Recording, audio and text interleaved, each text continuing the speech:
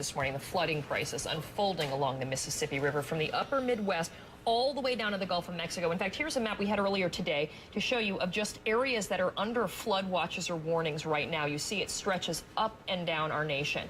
People in harm's way in many places, rivers flowing over their levees, homes being evacuated, or the floodwaters are about to hit. Gosh, when you look at that, it looks almost like the Great Lakes, you know? I mean, when you see how much area is in trouble. Now, this CNN report sent to us from Stephen Gibson in Memphis. Parts of the city, as we've been showing you this morning, are underwater. About 300 people are in shelters this morning. And the flooding, this is very clear. We've been hearing this from everybody. It is expected to get worse before it gets better. One big area of concern in Tennessee is Mud Island. The Mississippi is so swollen that it's causing the Wolf River to flow backward and spill over its banks. Joining us live from Memphis this morning, syndicated radio talk show host Ben Ferguson, a Mud Island resident who's been warning people of Memphis about the rising waters. Ben, welcome to the program. I mean, give us a little bit of a sense of what it's like to be there in the middle of this disaster. Yeah. Well, it's eerie. You know it's eerie when you go on the radio when Osama bin Laden has been killed and you're actually saying, we'll get to that in a minute, but first let's deal with the flooding.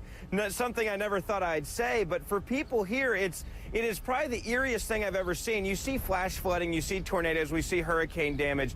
This is something that we know is coming, and they're telling you it's coming at you at about a foot a day, the Mississippi River, and there's nothing you can do to stop it. Everybody here, for example, on the island, we're technically not in a floodplain, as they call it, so none of us have flood insurance. You call to ask about it, they say, we don't even offer that to you, and really, it's on your own dime if you do take on water, and I think that's what's concerned so many people is they feel like they've been prepared in their life. They feel like they live in an area where they thought they were safe. They're not even offered flood insurance, and you see this water rising coming right at your house. And that's the other question as well. How rare is this? I mean, what we're seeing this year, what we're seeing along Mud Island and in some of those places, this is a very atypical spring?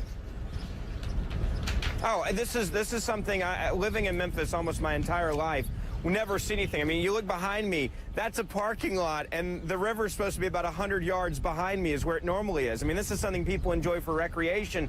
They're walking their dogs down here on the Saturdays. You'll see people playing ultimate frisbee and football. Now people are trying to decide, what do I do for the next couple of weeks? And I think here what our biggest concern is, even if our houses are okay, we may not have access to our house because of the flooding, because once it does peak, they're talking 2.5, maybe 3 weeks of high water. You may live literally on a desert island where you can't even get out by car, and that's something that changes your entire perspective on life. Ben, what's the long-term or short-term economic effect on Memphis? Well, I mean, huge. There's so many people here that actually work down in Tunica, Mississippi, with the casinos there. They're talking some of those could be closed for 6 months. You see a lot of people here that we're going to go out. This is our biggest tourism time of the year with Memphis in May. Barbecue Fest, which we're known for, is going to have to be moved by a football stadium instead of by the river. So it's changed so many different dynamics of people's lives. And the neat thing is you're seeing a phenomenal job of the community coming together. So many church groups have come out to offer help. You even saw an alliance last week where you had one large Tunica casino, Harrah's Casino, give all of their food to a sheltered church. That's not a marriage you see every day, is a casino and a church, you know, joining together to help people. Ben, can I ask you about this whole notion of the Mississippi getting so strong that the tributaries are moving backward? It sounds like an apocalypse, but that really is happening. The Mississippi is so strong, so much force and rising that it's backing up the tributaries. Are you seeing that there?